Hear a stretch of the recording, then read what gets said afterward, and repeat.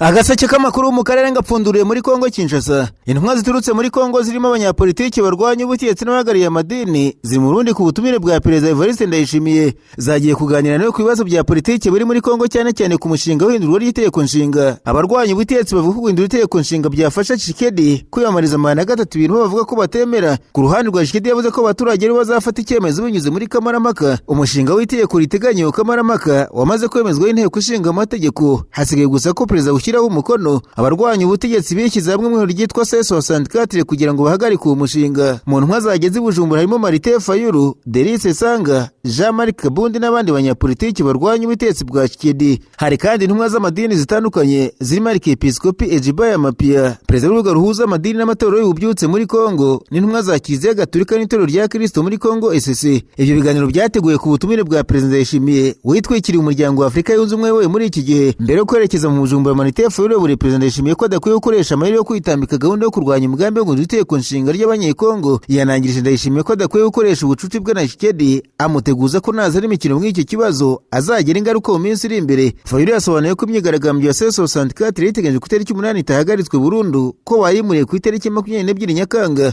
Ahamya ko ikibazo cyabo nikidakemurwa uko bikwiriye, we na bagenzi bazasaba Tshisekedi kwegura. Ati sintekereza ko Perezida Ndayishimiye yatuzana imikino niba ari umugambi bateguranye, bivuze ko bazabona ingaruka ko nitwahagaritse imyigaragambyo burundu. Ntitwakwiyeho imyigaragambyo, twayimuriye tariki 22 Nyakanga. Abanyapolitiki bo muri C64 basobanura ko bashaka gukoresha amahirwe yose ashobora kuboneka mu biganiro bazagirana Ndayishimiye kugira ngo barebe uko itegeko nshinga rya Kongo ryarindwa. Bateganya kugaragaza neza kandi bashize amanga akababaro k'abanyekongo ndetse no kwerekana akaga gakomeye demokarasi ya Kongo iri guhura nako muri kino gihe. Hanyuma kandi ku wa mbere ihuriro rya FC23 rifatanije n'umutwe wa Twirwaneho ryigarurira agace kazwi nko kwa Murima muri teritwari ya Fizi, rikomeza kwagura ibice rigenzuriyemo ifatwa rya Point Zero ryabaye mu mpera z'icyumweru gishize. Amakuru aturuka mu bice by'imirwano avuga ko abarwanyi ba FC23 na Twirwaneho binjiye kwa Mirima nyuma y'imirwano yahuje n'ingabo za leta ya Kongo, nabo bafatanye mbere yo guhunga berekeza Ibaraka. Ifatwa rya Mirima rije rikurikira iryo tundi duce tw'ingenzi turimo Point Zero, agace gafatwa nk'inkingi ya mwamba y'imisozi miremire ya Kivu y'Amajyepfo kubera akamaro gafite mu migambi ya gisirikare. Point Zero iherereye ku butumburuke bwa metero zirenga 2200 hejuru y'inyanja, ikaba ihuza inzira eshatu z'ingenzi zigana mu bice byinshi bya Kivu y'Amajyepfo. Kuba Twirwaneho n'M23 bayigenzura bibaha ubushobozi bwo kugenzura imisozi n'ibibaya bikikije ku gace, gukurikirana ibikorwa by'umwanzi hakiri kare no koroshya itumanaho n'itangwa ry'ibikoresho bya gisirikare. Point Zero ihuza inzira zijya Minembwe hafi ya kilometero 35, Mikenke kuri kilometero 25, Fizi kilometero 45, Baraka kilometero 50, Mwenga kilometero 60 na Itombwe kilometero 40. Niyo mpamvu ifatwa ryayo rifatwa nk'intambwe ikomeye ishobora guhindura ishusho y'imirwano muri kano karere. Abasesenguzi bavuga ko nyuma yo gufata Point Zero, kwigarurira kwa Murima biha FC23 na Twirwaneho amahirwe yo gukomeza gusatira Baraka no gukaza igitutu ku ngabo za FARDC ziri muri teritwari ya Fizi. Baraka ni umujyi ufite akamaro kanini kubera ko rereye ku nkombe z'ikiyaga cya Tanganyika ndetse n'uburyo inzira ihuza Fizi n'ibindi bice byo mu majyepfo ya Kivu y'Epfo. Kuri amakuru avuga ko ingabo za M23 na Twirwaneho zamaze kugera muri metero 30 uvuyemo. Iyi mitwe yombi irimo kugerageza gukumira ibitero by'ingabo z'u Burundi ku bindiro byabo by'ingenzi, cyane cyane ibituruka ku kiyaga cya Tanganyika.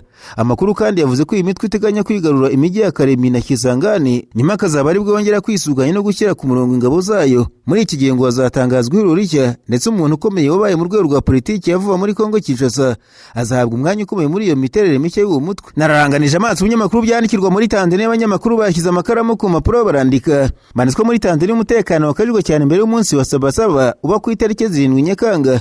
Mu mijyi minini cyane cyane muri Dar es Salaam hagaragariye abapolisi n'abasirikare benshi bafite intwaro mu bikorwa byo gucunga umutekano. Leta ya Tanzania yavuze ko izafatira ibihano bikomeye umuntu wese washishikariza imyigaragambyo cyangwa se ibikorwa bishobora guteza umutekano muke.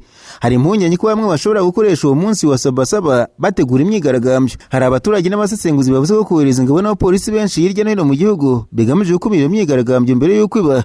Mu minsi yashize bamwe mu baharanira uburenganzira bwa muntu bakoresheje imbuga nkoranyambaga bahamagarira abaturage kwitabira imyigaragambyo yo ku itariki 7 Nyakanga ari byo Sabasaba. Barasaba ko habaho ubwisanzure muri politiki, ko abayobozi babazwa ibyo bakora, banamagana ubwicanyi ivuga ko bwabaye nyuma y'amatora rusange y'umwaka ushize. Leta ya Tanzania ivuga ko ifite amakuru y'iperereza agaragaza ko hari abantu bategura ibikorwa bishobora guhungabanya umutekano, birimo kugira n'abayobozi, abaturage no kwangiza imitungo. Uwo munsi wa tariki 7 karindwi Nyakanga ari umunsi mukuru uzwi nka Sabasaba wizihizwa imurikagurisha mpuzamahanga ry'ubucuruzi riba muri Dar es Salaam. Imurikagurisha rya Sabasaba ni rimwe mu yakomeye kandi akunze kwitabirwa cyane muri Tanzania, ari nayo mpamvu inzego z'umutekano zafashe ingamba zikomeye zo kurinda umutekano muri icyo gihe. Ku itariki ya 26 Kamena, Minisiteri y'Umutekano n'Ubutegetsi bw'igihugu ya Tanzania yahagaritse by'agateganyo amakoraniro ya politiki abera mu ruhame. Leta yavuze ko iki cyemezo cyafashwe mu rwego rwo kubungabunga umutekano no guha inzego z'umutekano igihe cyo gukurikirana no gufata abantu bakekwaho gutegura ibikorwa byahungabanya igihugu. Abarwanya ubutegetsi banenze icyo cyemezo bavuze ko kinyuranije n'amategeko kandi gihonyora uburenganzira bw'abaturage bahabwa n'itegeko nshinga. Minisitiri Patrobas Katambi yavuze ko iryo hagarikwa ari igihe gito kandi ko ibikorwa bya politiki bizasubukurwa ikibazo cy'umutekano nikimara gukemuka. Yongeyeho ko leta yafashe icyo cyemezo nyuma yo kubona ko amakimbirane muri politiki yari amaze guteza ubwoba n'ibibazo by'umutekano mu gihugu. Polisi ya Tanzania yatangaje ko yafasha abantu bakekwaho kugira uruhare mu mugambi wo guteza imyigaragambyo no gukora ibikorwa by'urugomo birimo no kugaba ibitero ku bayobozi ba guverinoma. Ibi byatangajwe ku cyumweru n'umuvugizi wa polisi ya Tanzania David Misime ubwo avuganaga n'abanyamakuru mu mujyi wa Dar es Salaam ahazwi nka Sabasaba mu imurikagurisha mpuzamahanga ry'ubucuruzi. Polisi yavuze ko umutekano w'igihugu urinzwe ndetse ko inzego z'umutekano zikomeje gukurikirana abantu bake bakekwaho gushaka guhungabanya ituze rusange. Misime yavuze ko nubwo ari abantu bake bakekwaho ibikorwa byo gutegura imyigaragambyo itemeye n'amategeko no gukoresha imbuga nkoranyambaga mu gushishikariza urubyiruko gukora ibikorwa by'urugomo, inzego z'umutekano ziri maso. Ati turizeza abanyatanzania ko umutekano w'igihugu uhagaze neza, inzego z'umutekano ziri gukurikirana neza ibikorwa byose bishobora guhungabanya amahoro n'umutekano. Polisi ivuga ko iperereza ryagaragaje ko ari abantu bakoresha imbuga nkoranyambaga n'amatsinda yo kuri interinete mu gukwirakwiza ibitekerezo byo gukangurira urugomo. Bimwe mu byo bashinjwa harimo gushaka kugaba ibitero ku bayobozi ba guverinoma, gusenya no kwangiza imitungo ya leta n'iy'abantu ku giti cyabo, gutwika amashuri ndetse no kugaba ibitero ku nzego z'umutekano hagamijwe kubambura intwaro. Polisi yemeje ko bamwe mu bakekwaho ibyo bikorwa bamaze gutabwa muri yombi kugira ngo bakorweho iperereza nubwo itigeze itangaza umubare wabo. Misime yasabye abaturage gukomeza imirimo yabo ya buri munsi nta bwoba ndetse n'abasaba gukora n'inzego z'umutekano batanga amakuru ashobora gufasha mu gukumira ibyaha. Yashoje avuga ko polisi yemeje kurinda abaturage bose no gukomeza kubungabunga amahoro ndetse n'umutekano muri Tanzania. Hari abanyatanzania benshi bavuze ko bafite impungenge n'ubwoba byo kwitabira imyigaragambyo iteganyijwe ku itariki 7 bitewe n'ubwoba bw'uko hashobora kongera kuba ubwicanyi bukomeye bukozwe n'inzego z'umutekano nk'uko byavuzwe nyuma y'amatora y'umwaka ushize. Abaharanira uburenganzira bwa muntu n'amatsinda y'urubyiruko yamagariye abaturage kwigaragambya basaba impinduka muri politiki, ubutabera ku bapfuye mu mvuruza nyuma y'amatora no kurekurwa kwa Tundu Lissu. Guverinoma ya Tanzania yavuze ko imyigaragambyo itemeye kandi ko izafatira ibihano bikomeye abazayitabira cyangwa se bazashishikariza abandi kuyikora. Yanohereje abapolisi n'abasirikare benshi mu mujyi ukomeye kugira ngo bakaze umutekano. Nubwo ari abifuza kwigaragambya benshi bavuze ko batinya kubera ibyakurikiye amatora yo mu kwa 10 umwaka ushize, aho komisiyo yashyizweho na leta yavuze ko abantu barenga 500 bapfuye mu gihe abarwanya ubutegetsi n'imiryango iharanira uburenganzira bwa muntu bavuga ko umubare ushobora kuba wari munini cyane kurutaho. Nasimbukiye muri Kenya, abanyamakuru bicaye imbere ya mudasobwa barandika. Manisiko Perezida William Ruto yavuze ko atazemera na rimwe ko politiki ishingiye ku moko ikomeza gushinga imizi muri Kenya. Asaba abanyakenya kwanga abayobozi babi b'amacakubiri. Yavuze ko ubumwe bw'abanyakenya ari bwo shingiro ry'iterambere ry'igihugu kandi ko abaturage bakwiye guhitamo abayobozi bashingiye ku bikorwa byabo aho kubashimira cyangwa se kubahana bashingiye ku bwoko. Perezida Ruto yavuze ko nta muntu n'umwe ushobora kwiyitirira ko ari we wamuhesheje amajwi yo mu karere ka Mount Kenya mu matora yarangiye. Yavuze ko ari we ubwe wahiyamamarije kandi agasaba abaturage amajwi. Yanagaragaje iby'ubutegetsi bwo buvuga ko bwagezeho mu myaka isaga 3 ishize birimo kongera abarimu, kubaka ibyumba by'amashuri, gushora amafaranga menshi mu burezi, guteza imbere ubuvuzi, ubuhinzi, ibikorwa remezo n'imiturire. Ubwo kandi Marita Karua, umuyobozi w'ishyaka People's Liberation Party, yasabye abanyakenya kudasubira gukora amakosa bakoze mu matora ashize hari 2022. Avuga ko atari uko bayobejwe ahubwo ko bihitiyemo umuyobozi mubi. Karua yavuze ko abaturage bakwiye kwigira ku byabaye no guhitamo abayobozi bazashyira imbere inyungu z'igihugu n'abaturage mu matora ataha. Yanashimangiye ko impinduka zishingiye ku gufata ibyemezo byiza mu matora. Asaba abaturage kutazongera gutora abayobozi batuze inshingano zabo. Bivuze mu gihe muri Kenya yakomeje impaka za politiki yari imyiteguro y'amatora ateganyijwe 2027. Marita Karua ari minisitiri w'ubutabera muri icyo gihugu kandi yareze umugaba mukuru w'ingabo za Uganda General Muhoozi Kainerugaba amushinja kugira uruhare mu ifungwa rye ry'igihe gito no kumwirukana ku butaka bwa Uganda mu buryo avuga ko butubarije amategeko. Karua wari wagiye muri Uganda nkunganiza amategeko wa Dr. Kizza Besigye avuga ko yageze muri Uganda tariki ya 22 Kamena ariko akanyirwa kwinjira n'amashinzwe abinjira n'abasohoka nubwo yari afite uruhushya rwemewe rumwemerera kuburanira mu nkiko za Uganda. Mu nyandiko yatanze mu rukiko rukuru, Karua avuga ko yageze ku kigo mpuzamahanga cy'indege cya Entebbe ari kumwe n'abandi banyamategeko, ariko nyuma yo gutererwa kashe muri pasiporo yaje gutandukanywa na bagenzi be ajyanwa ku biro by'umuyobozi mukuru ushinzwe abinjira n'abasohoka. Avuga ko nyuma yaho telefone ze ebyiri zafashwe n'abashinzwe abinjira n'abasohoka nta mpamvu isobanuye itanzwe,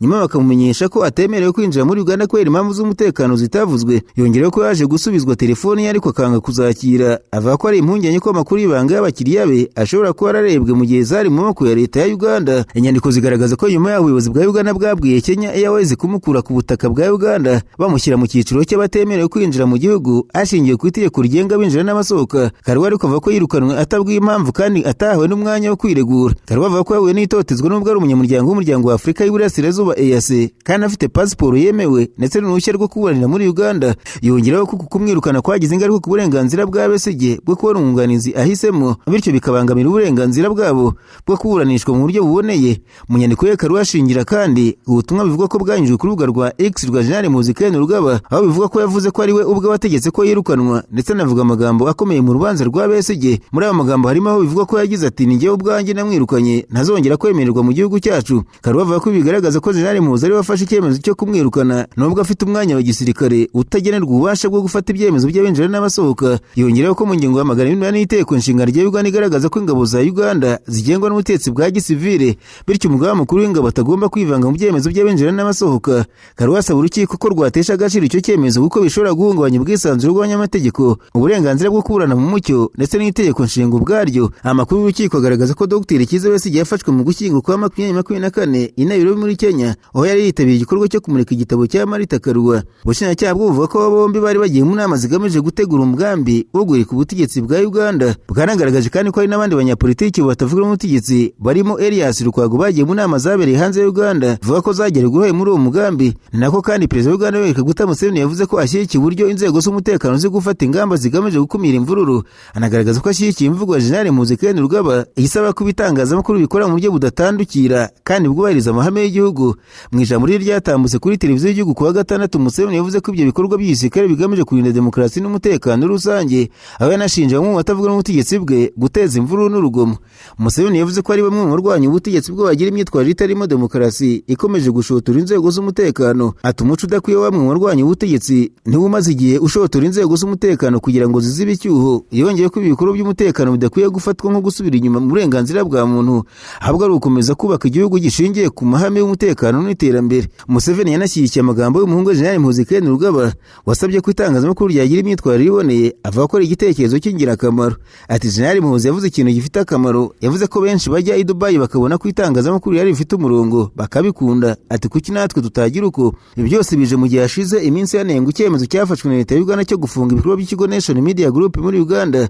Ibintu byagize ingaruka ku bitangazamakuru birimo Daily Monitor na NTV Uganda kuko byafunzwe. Ubu ni icyemezo cyashyizwe mu bikorwa by'igisirikare cya Uganda ku mabwiriza agizwe muri na General Muhoozi Kainerugaba. Imiryango irengera uburenganzira bwa muntu ivuga ko ibi bishobora kugabanya ubwisanzure bw'itangazamakuru. Museveni yavuze kandi ko ibigo by'inzego z'umutekano bidakwiye gufatwa nk'igisubizo kibi, ahubwo ari uburyo bwo kurinda igihugu n'abaturage. Yavuze ko ibikorwa by'abashinja ubutegetsi guteza imvururu bigomba guhagarikwa kugira ngo igihugu gikomeze gutekana. Agaseke k'amakuru mu karere ngapfunikire muri Uganda. Abanyamakuru bakozeje bamurino banandika banditswe Uganda Law Society, ihuriro ry'abanyamategeko muri Uganda ryashinje Perezida Museveni kwivanga mu rubanza rwa Dr Kizza Besigye rutararangira. Rivuga ko ibyo yavuze bishobora kubangamira ubwigenge bw'ubucamanza. Uganda Law Society yavuze ko amagambo ya Museveni ku rubanza rukiri mu nkiko anyuranyije n'ihame rya sub judice ribuza kugira icyo abayobozi batangaza ku rubanza rugikurikiranwa mu nkiko mu buryo bushobora kurugiraho ingaruka. Perezida Museveni yari yanenze uburyo inkiko zitanga ingwate, avuga ko mu bakekwa ibyaha bashobora kuyikoresha bagatera ubwoba batangabuhamya cyangwa se bakabangamira iperereza. Uganda Law Society yashubije ko gutanga cyangwa se kwa ingwate ari ububasha bwihariye bw'inkiko kandi ko ubutegetsi budakwiye kubitegekaho. Yasabye urwego rw'ubucamanza kurengera ubwigenge bwarwo no kwamagana icyo rwise kwivanga k'ubutegetsi mu mikorere y'inkiko. Ibaye mu gihe Kizza Besigye akomeje kuburanishwa ku byaha birimo ubugambanyi, urubanza rukomeje gukurikiranwa cyane muri Uganda. Perezida Museveni aherutse kuvuga ko Dr Kizza Besigye wigira umuhanga mu burenganzira bwa muntu ari gutinza nkana urubanza rwe. Ikinyamakuru The Independent cyandika ko amezi 6 nyuma y'amatora rusange yo muri Uganda hari impungenge zikomeje kwiyongera ku bijyanye n'umutekano n'ubwisanzure bwa politiki, aho bamwe basesenguzi bavuga ko igihugu kiri mu bihe by'ubwoba. Iyi nkuru ivuga ko bamwe mu bayobozi batavuga n'umutegetsi bari mu buhungiro, abandi bagafungwa cyangwa se bakurikiranwaho ibyaha, mu gihe hari n'ibitangazamakuru byigenga byafunzwe cyangwa se byahagaritswe. Abaharanira uburenganzira bwa muntu bavuga ko bigabanya urubuga rwa demokarasi n'ubwisanzure bwo gutanga ibitekerezo. Umunyabanga mukuru w'ishyaka NUP David Lewis Rubongoya we yavuze ko gusura abafunzwe ba politiki byagaragaje ko ubutabera buri gukoreshwa mu gutoteza abarwanya ubutegetsi. Abasesenguzi bavuga ko kuba Uganda itarigeze ibona ihererekanya ububasha rya perezida mu mahoro kuva yabona ubwigenge muri 1962 hamwe n'uko Perezida Museveni amaze imyaka hafi 40 ku butegetsi bikomeje gutuma impungenge ku hazaza ha demokarasi n'uburyo ubutegetsi buzahererekanwa muri Uganda. Mbere yuko dukomeza reka nkugezeho n'ubu butumwa. Baba barakuroze, ese waba ufite indwara yakubayeho akarande, wikeka w'inyatsi, hahandi ukora buri kintu cyose ukoze ukabona biranze, ese ukora uhomba, barakuzinze, ugira ibijaganyiro cyangwa se kuribwa umubiri wose, ku bagabo ndetse n'abagore mutakigira ubushake mu mibonano mpuzabitsina, ni mugane muganga Kisake abafasha. Uretse kumusanga aho akorera hirya no hino, wanamuhamagara kuri 0788 98 11 44, hamagara 0788 98 11 44. Muganga Kisake umuhamagara aragufasha.